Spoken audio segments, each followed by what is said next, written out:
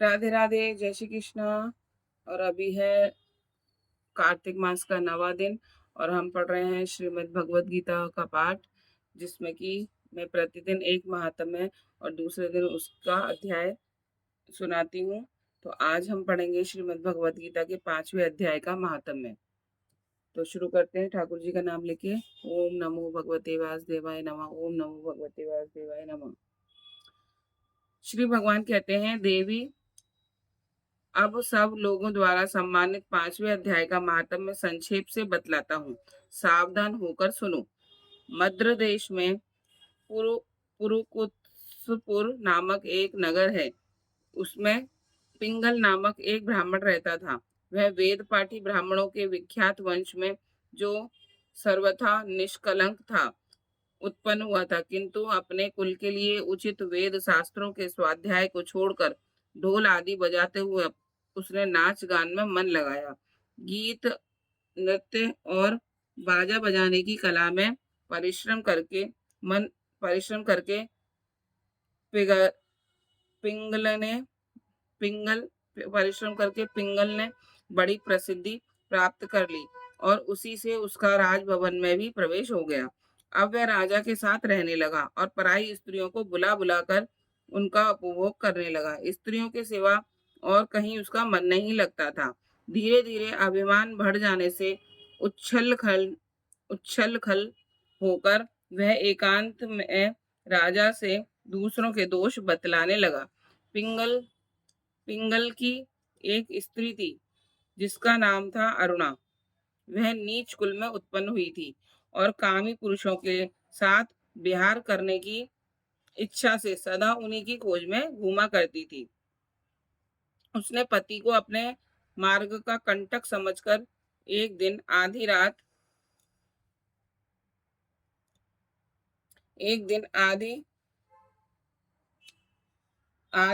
में घर के भीतर ही उसका सिर काटकर मार डाला और उसकी लाश को जमीन में गाड़ दिया। इस प्रकार प्राणों से वियुक्त होने पर वह यमलोक पहुंचा और भीषण नरकों का उपभोग करके निर्जन वन में गिद्ध हुआ। अरुणा भी भगंदर रोग से अपने सुंदर शरीर को त्याग कर घोर नरक भोगने के पश्चात उसी वन में सुखी हुई। एक दिन वह दाना चुगने की इच्छा से इधर उधर फुदक रही थी। इतने में ही उस गिद्ध ने पूर्व जन्म के बैर का स्मरण करके उसे अपने तीखे नखों से फाड़ डाला। सुखी घायल होकर पानी से भरी हुई मनुष्य की खोपड़ी में गिरी। गिद्ध पुनः उसकी ओर झपटा। इतने में ही जाल फैलाने वाला बहेलिया ने उसे भी बाणों का निशाना बनाया। उसकी पूर्व जन्म की पत्नी सुकी इस खोपड़ी के जल में डूबकर प्राण त्याग चुकी थी। फिर वह क्रुद्ध पक्षी भी उसी में गिरकर डूब गया। तब यमराज के दूत उन दोनों को यमराज के लोक में ले गए। वहां अपने पूर्वकृत पाप कर्म को याद करके दोनों ही भयभीत हो रहे थे। तदंतर यमराज ने जब उनके घृणित कर्मों पर दृष्टिपात किया, तब उन्हें मालूम हुआ कि मृत्यु के समय अकस्मात खोपड़ी के जल में स्नान करने से इन दोनों का पाप नष्ट हो चुका है। तब उन्होंने उन दोनों के को मनोवांछित लोक में जाने की आज्ञा दी। यह सुनकर अपने पाप को याद करते हुए वे दोनों विस्मय में पड़े और पास जाकर धर्मराज के चरणों में प्रणाम करके पूछने लगे, भगवान, हम दोनों ने पूर्व जन्म में अत्यंत घृणित पाप का संचय किया है, फिर हमें मनोवांछित लोकों में भेजने का क्या कारण है, बतलाइए। यमराज ने कहा, गंगा के किनारे वट नामक एक उत्तम ब्रह्मगानी ज्ञानी रहते थे। वे एकांत सेवी, ममता रहित, शांत, विरक्त और किसी से भी द्वेष न रखने वाले थे। प्रतिदिन गीता के 5वें अध्याय का जप करना उनका सदा का नियम था। 5वें अध्याय को श्रवण कर लेने पर महापापी पुरुष भी सनातन ब्रह्म का ज्ञान प्राप्त कर लेता है। उसी पुण्य के प्रभाव से शुद्ध चित्त होकर उन्होंने अपने शरीर का परित्याग किया था। गीता के पाठ से जिनका शरीर निर्मल हो गया था, जो आत्मज्ञान प्राप्त कर चुके थे, उन्हीं महात्मा की खोपड़ी का जल पाकर तुम दोनों पवित्र हो गए हो। अतः अब तुम दोनों मनोवांछित लोगों को जाओ, क्योंकि गीता के 5वें अध्याय के महात्म्य से तुम दोनों शुद्ध हो गए हो। श्री भगवान कहते हैं, सबके प्रति समान भाव रखने वाले धर्मराज के द्वारा इस प्रकार समझाए जाने पर वे दोनों बहुत प्रसन्न हुए और विमान पर बैठकर वैकुंठ धाम को चले गए। ये 5वां अध्याय का महात्म्य यही समाप्त हो गया। ये छोटा सा था, तो आज हम इसका अध्याय भी पढ़ लेते हैं।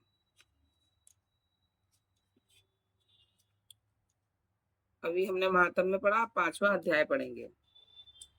उसके उपरांत अर्जुन ने पूछा, हे कृष्ण, आप कर्मों के सन्यासी की और फिर निष्काम कर्म योग की प्रशंसा करते हैं, इसलिए इन दोनों में एक जो निश्चय किया हुआ कल्याणकारक होवे उसको मेरे लिए कहिए। इस प्रकार अर्जुन के पूछने पर श्री कृष्ण महाराज बोले, हे अर्जुन, कर्मों का संन्यास अर्थात मन, इंद्रियों और शरीर द्वारा होने वाले संपूर्ण कर्मों में कर्तापन का त्याग और निष्काम कर्मयोग अर्थात समत्व बुद्धि से भगवत भगवत भगवत अर्थ कर्मों का करना, ये दोनों ही परम कल्याण के करने वाले हैं। परंतु उन दोनों में भी कर्मों के संन्यास से निष्काम कर्मयोग साधन में सुलभ सुलभ होने से श्रेष्ठ है। इसलिए हे अर्जुन, जो पुरुष न किसी से द्वेष करता है और न किसी की आकांक्षा करता है वह निष्काम कर्मयोगी सदा सन्यासी ही समझने योग्य है, क्योंकि राग द्वेष आदि द्वंद्वों से रहित हुआ पुरुष सुख पूर्वक संसार रूप बंधन से मुक्त हो जाता है। हे अर्जुन, ऊपर कहे हुए संन्यास और निष्काम कर्मयोग को मूर्ख लोग अलग अलग फल वाले कहते हैं, ना कि पंडित जन, क्योंकि दोनों में से एक में भी अच्छी प्रकार स्थित हुआ पुरुष दोनों के फल स्वरूप परमात्मा को प्राप्त होता है।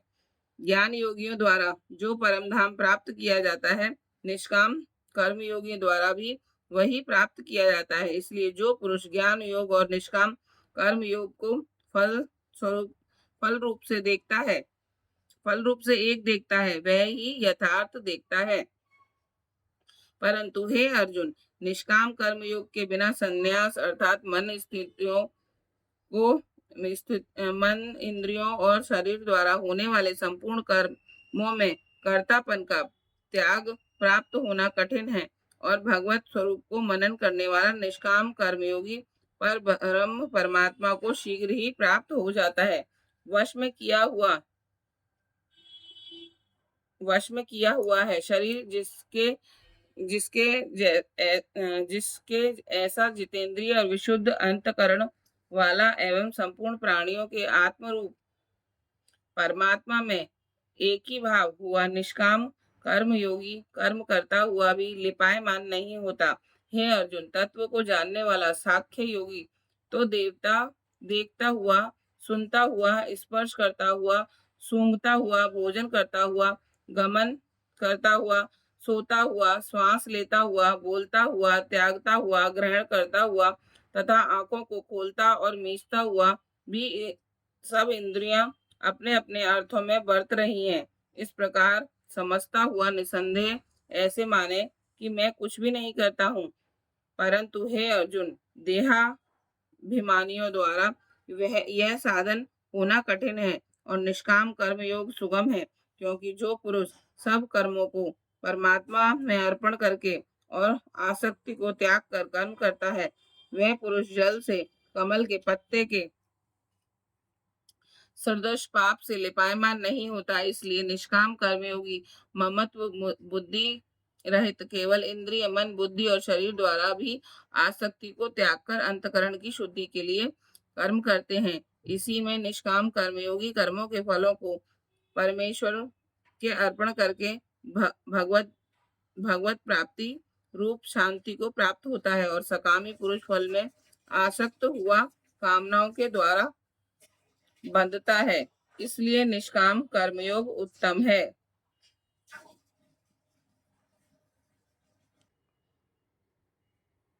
हे अर्जुन, वश में है अंतकरण जिसके ऐसा साख्य योग का आचरण करने वाला पुरुष तो निसंदेह ना करता हुआ और ना करवाता हुआ 9 द्वारों वाले शरीर रूप घर में सब कर्मों को मन से त्याग कर अर्थात इंद्रियों के अर्थों से मैं बरतती है, ऐसा मानता हुआ आनंद पूर्वक सच्चिदानंद घन परमात्मा के स्वरूप में स्थित रहता है।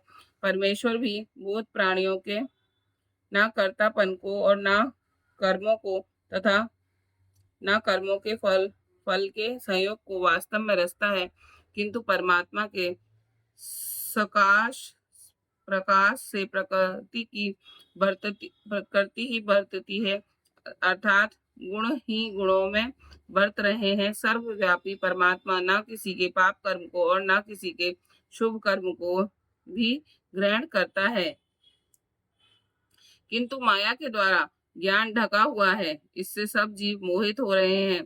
परंतु जिनका वह अंतकरण का अज्ञान ज्ञान आत्मज्ञान द्वारा नाश हो गया, उनका वह ज्ञान सूर्य के सदस्य इस सच्चिदानंद घन परमात्मा को प्रकाशता है, अर्थात परमात्मा के स्वरूप को साक्षात कराता है।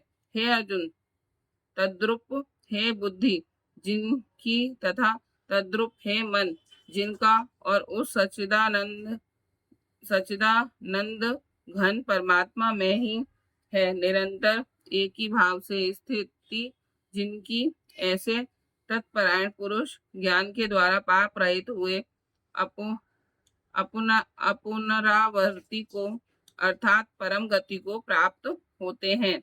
ऐसे में ज्ञानी जन विद्या और विनय युक्त ब्राह्मण में तथा गौ हाथी कुत्ते और चांडाल में भी समभाव से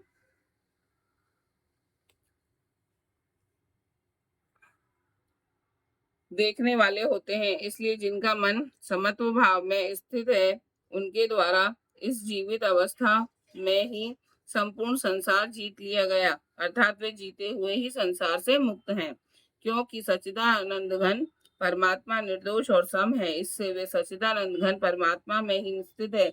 जो पुरुष प्रिय को अर्थात जिनको लोग प्रिय समझते हैं उनको प्राप्त होकर हर्षित नहीं हो और अप्रिय को अर्थात जिनको लोग अप्रिय समझते हैं उनको प्राप्त होकर उदेग उद उद्वेगवान ना हो, ऐसा स्थिर बुद्धि संशय रहित ब्रह्मवेत्ता पुरुष सच्चिदानंद घन पर ब्रह्म परमात्मा में एक ही भाव से नित्य स्थित है।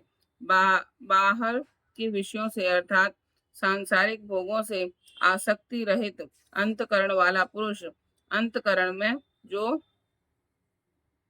भगवत ध्यान जनित आनंद है उसको प्राप्त होता है, और वह पुरुष सच्चिदानंद घन परम ब्रह्म परमात्मा स्वरूप योग में एक ही भाव से स्थित हुआ अक्षय आनंद को अनुभव करता है। जो यह इंद्रिय तथा विषयों के संयोग से उत्पन्न होने वाला सब भोग है, वे यद्यपि विषयी पुरुषों को सुख रूप भासते हैं, तो भी निसंदेह दुख के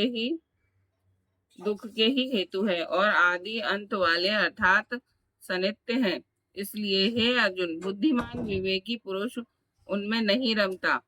जो मनुष्य शरीर के नाश होने से पहले ही काम और क्रोध से उत्पन्न हुए वेग को सहन करने में असमर्थ है, अर्थात काम क्रोध को जिसने सदा के लिए जीत लिया है, वह मनुष्य इस लोक में योगी और वही सुखी है। जो पुरुष निश्चय करके अंतरात्मा में ही सुख वाला है और आत्मा में ही आराम वाला है तथा जो आत्मा में ही ज्ञान वाला है, ऐसा वह सच्चिदानंद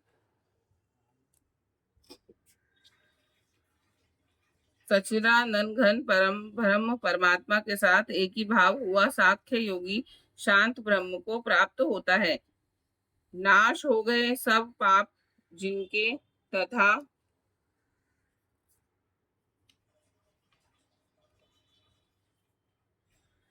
ज्ञान करके निवृत्त हो गया संशय जिनका और संपूर्ण भूत प्राणियों के हित में है रीति जिनकी एकाग्र हुआ है भगवान के ध्यान में चित्त जिनका, ऐसे ब्रह्मवेत्ता पुरुष शांत परम ब्रह्म को प्राप्त होते हैं। काम क्रोध से रहित जीते हुए चित्त वाले परम ब्रह्म परमात्मा का साक्षात्कार किए हुए ज्ञानी पुरुषों के लिए सब ओर से शांत परम ब्रह्म परमात्मा ही प्राप्त होते हैं। हे अर्जुन, बाहर के विषय भोगों को ना चिंतन करता हुआ बाहर ही त्याग और नेत्रों की दृष्टि को भ्रकुटी के बीच में स्थित करके तथा नासिका में विचरने वाले प्राण और अपान वायु को सम करके जीती हुई इंद्रियां, मन और बुद्धि जिसकी ऐसा जो मोक्ष परायण मुनि इच्छा, भय और क्रोध से रहित है, वह सदा मुक्त ही है। और हे अर्जुन, मेरा भक्त मेरे को यज्ञ और तपों का भोगने वाला और संपूर्ण लोकों के ईश्वरों का भी ईश्वर तथा संपूर्ण भूत प्राणियों का सुहृदय अर्थात स्वार्थ रहित प्रेमी ऐसा तत्व से जानकर शांति को प्राप्त होता है और सच्चिदानंद घन परिपूर्ण शांत ब्रह्म के सिवा उसकी दृष्टि में और कुछ भी नहीं रहता, केवल वसुदेव ही वसुदेव रह जाता है। इति श्रीमद् भगवद गीता रूपी उपनिषद एवं ब्रह्म विद्या तथा योग शास्त्र विषयक श्री कृष्ण और अर्जुन के संवाद में कर्म संन्यास संयोग नामक 5वां अध्याय संपूर्ण। श्री राधे।